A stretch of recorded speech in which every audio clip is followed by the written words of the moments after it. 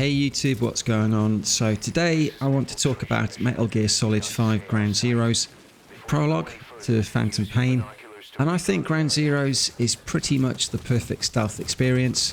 Now the reason for making the video, I did a series ranking a short while ago where I went through the 5 games and I said Metal Gear Solid 4 Guns of the Patriots was my favourite. I think it's a masterpiece.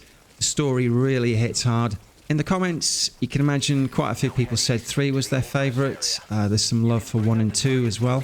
But nobody said 5. And I had 5 ranked last out of the mainline games, and that seemed to be the consensus opinion. And really that's because of Phantom Pain.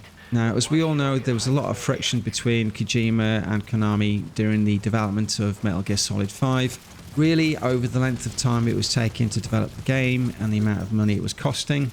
So the prologue, Ground Zeroes, was spun off into a separate game, and that was to recoup some of the money that had already been spent, and then development continued on Phantom Pain.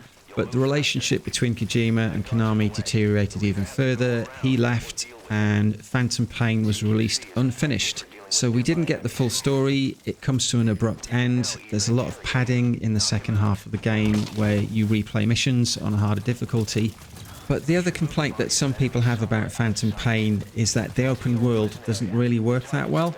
It suffers from a lot of the same problems that other open world games do, which is you spend a lot of time running from point A to point B. There's not a lot to do in between, and the maps, both Afghanistan and Angola, aren't that interesting. So while you have all these really great stealth mechanics to play with, all the new toys and gadgets and the companion system, the game does feel like unfulfilled potential. However, I don't think that's something you can say about Ground Zeroes. I think Ground Zeroes is a perfectly executed stealth experience, so let's get into it. And the first thing I want to talk about is the map itself. I would say this is the best designed map in the entire series. So the previous games would funnel you down a particular route. It wasn't until Metal Gear Solid 4 that you started having some flexibility with the path you could take through a mission, but Ground Zeroes takes it to another level. As soon as the game starts, you've got the option to make a beeline straight for Chico. You can sneak past the guard on the ledge, drop down over the fence, and if you know the perfect route, you can run through the little encampment down to the prison.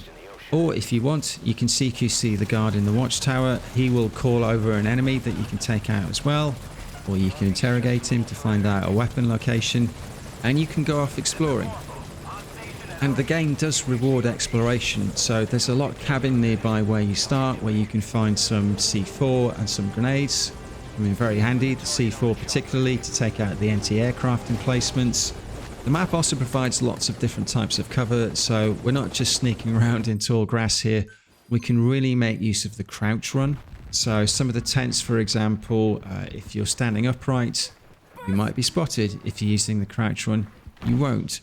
You can make use of the rooftops to snipe people from distance. Some of the cabins you can crawl under.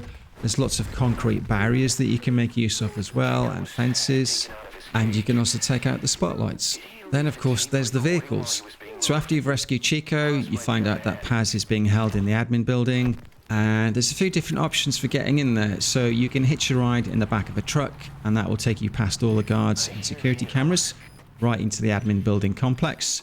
You can steal the truck, and if you swerve at the guards, they will dive, and that won't trigger an alert. And again, you can sneak into the admin building. Or if you want, you can run up to the helipad, and there's 2 different ways in, and that'll give you different routes, obviously, to get to Paz, one of which will take you past the generator, which you can disable, and that will switch off all the security cameras and the spotlights. But of course the guards will notice that's happened, so some will be sent to investigate, so it does add a little bit of jeopardy to that option. And once you have rescued Paz, you still have more options on how to complete the mission. So if you came in the truck, you can just get back in that and you can drive past the guards. That will trigger an alert, but it doesn't matter because you're just going to drive to the same location where Chico was picked up. Or you can just try and sneak through the helipad without being noticed. So if you did stealth your way in and trank the guards, they'll still be asleep and you can make your way back to where you began the mission. Or you can clear out the helipad. So take out all the guards, use the C4 on the anti-aircraft emplacements. There's a rocket launcher you can get from a cabin nearby as well, so you can take out the tank. And once you've cleared all them away, it's safe to call in the chopper. So for one map, to give you that many options to complete a mission, I think is just really great game design. But it's not just the map that makes Ground Zeroes great. There's lots of other things too. I love the atmosphere. You're infiltrating this base at night. It's raining. It's a really oppressive atmosphere, which I just think really adds to the jeopardy. Reminds me a lot of Metal Gear Solid 1, where I always felt that was the one that created the most tension, and you felt like it was a race against time. This really brings back that vibe. Obviously, we don't have Soliton radar like we do in Metal Gear Solid 1, but we do have the iDroid, and I love how you can mark enemies using the binoculars and then track their movements. That's a really great addition. The CQC was much improved on previous games, same with the player movement, so the crouch run, the sprint, the dive. The reflex mechanic is a nice addition as well, so when you're spotted by an enemy, you've got a split second to get in a headshot before they sound the alarm. The other thing I really like is the guard's AI. Again, that's much improved from previous games. So if they think they've spotted something but they're not sure what it is, they'll come to investigate, they'll use their flashlight. You do get an indicator on screen as well if they're not in your eye line, so that does give you a chance to sneak away. And you can hear all their radio messages too. Now, there was some controversy about Ground Zeroes when it came out because obviously it's not a full game. Now, Konami didn't charge full price for it. In the UK they charged £20, which if you adjust for inflation is £27 today. So that's more than you'd pay for DLC. Some people didn't think it was value for money. Some people went so far as to call it a rip-off. I would disagree because, again, back to game design, Ground Zeroes has a ton of replay value.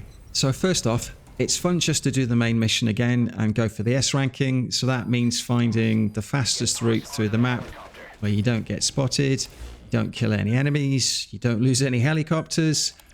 And the better the ranking you get, the better the reward you get as well. So for example, you may get the rocket launcher or a sniper rifle that you can use on the next mission. After you've beaten the main mission on normal difficulty, it unlocks it on hard difficulty. And you also get bonus missions on the same map. So you have to find some intel, you have to rescue an intelligence agent who you might recognize. You have to assassinate a couple of people as well. And if you collect all the XOF patches in the main game, it will give you 2 further bonus missions. There's Deja Vu, which will recreate some scenes from Metal Gear Solid 1, and Jamais Vu, where you get to play as Raiden. So even though the main mission may take you, say, an hour on first playthrough, there's lots of reasons to go back in. There's challenges, so for example, how quickly can you mark all the enemies? There's collectibles as well, like finding all the cassettes. So I would say there's easily 10 to 20 hours worth of content here, which for me made it well worth the money at the time. And it just goes to show you shouldn't always judge a game by its length. If you think back to the PS2 era, a lot of the great games from then, Metal Gear Solid 2, Silent Hill 2, Onimusha 2, a lot of 2s here, they take about 12 hours to play through first time around, but there was always a reason to go back.